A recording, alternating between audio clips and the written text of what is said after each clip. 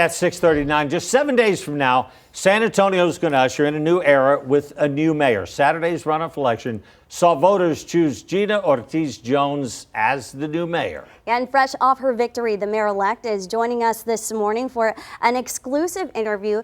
You know, you've seen the developments last night regarding the planned protests here this weekend. What do you make of the governor, ready to deploy the Texas National Guard here and in other places around the state? Well, good morning and thanks for having me on. It's good to be with you. I think it's really important at this moment in time, as tensions are high, that there are open lines of communication between the federal, the state, and local leaders to ensure that we're all doing what we want to do, which is keep our communities safe, as people are allowed, of course, to exercise their constitutional rights, right, to peacefully protest.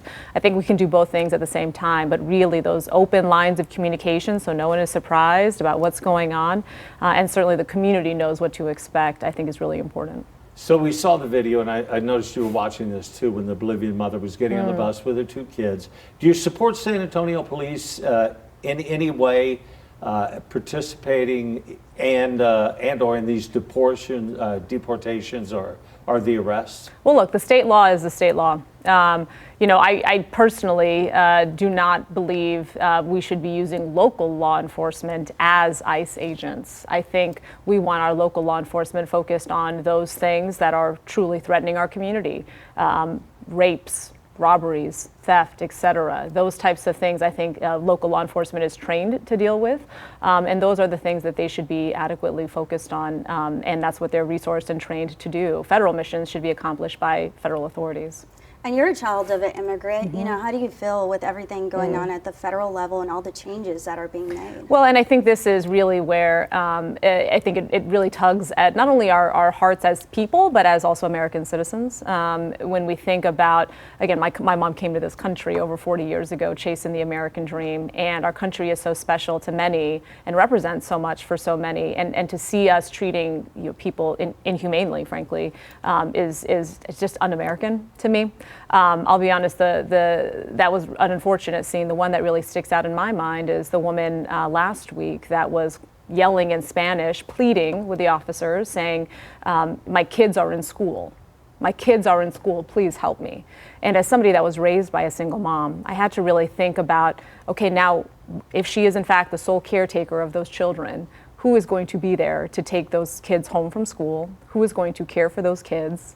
And that's my real concern with what's happening now is there's insufficient, seemingly, regard for the second and third order consequences of what is going to happen as families are broken up. Yeah, go ahead. Oh, I'm sorry. No, go ahead. I thought you were wrapping up.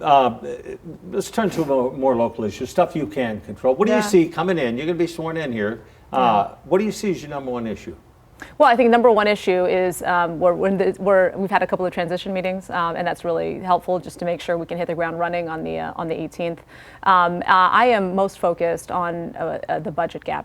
Anybody knows that a budget is a moral document, and the gap that we have in particular in 27 is not insignificant, and so it's important that the community understands how we got here and how we expect to move forward to ensure that we're doing what we need to do, right? First and foremost, funding our no-fail missions, those folks that keep us safe, fire, EMS, police, that they've got the resources to do that, that we're minimizing any long-term impacts to our most vulnerable communities, as well as minimizing any long-term risks as a result of changes in the budget. And this is a conversation we need to have with the community so they understand what those changes may look like and how it's going to impact their everyday. I'm also very eager to start looking at, again, how we can best adjust to some of the changes happening at the Pentagon, in particular how that impacts the missions that we host here. Having just served as the Undersecretary, though, I'm optimistic about our ability to compete well, in particular for space missions. So I look forward to driving that conversation.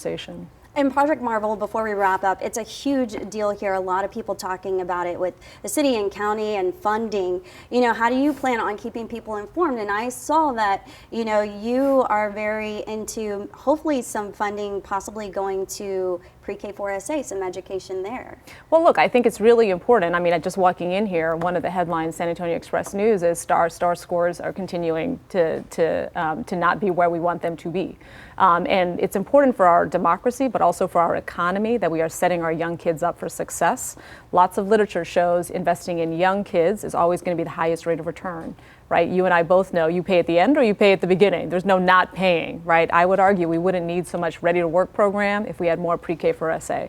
So when we understand the inequities in our community and we have this generational opportunity with this investment downtown, I think it behooves us to really think about how can the rate of return on this investment help us address our generational inequities, right? So I think that's important. I think, again, this is a conversation that is still ongoing as we make sure that community benefit agreement is as strong as it can be. All right, 10, 15 seconds left. They're talking about moving Army North and South to Fort Bragg. What can you do? You got to still have some strings at the Pentagon. Well, Barry, that's what I was just talking about. Yeah, I think it's important that, and I look forward to getting up to DC and having those conversations. I think in particular, I know frankly, if you really want to get ahead of things, we would need to be thinking as creatively about the space missions that we can attract here. There's a strong intersection between space missions and the cyber command that the governor wants to have here, as well as the large cyber force that we already have here. So that's a natural advantage for us. I think we also need to be leaning forward on space-related manufacturing. San Antonio, we're already the 21st largest manufacturing exporting region, and so all those robots that are going to go into space and do the maintenance on those spacecraft, we need to build that. I say we build that in San Antonio, and I look forward to driving that as well.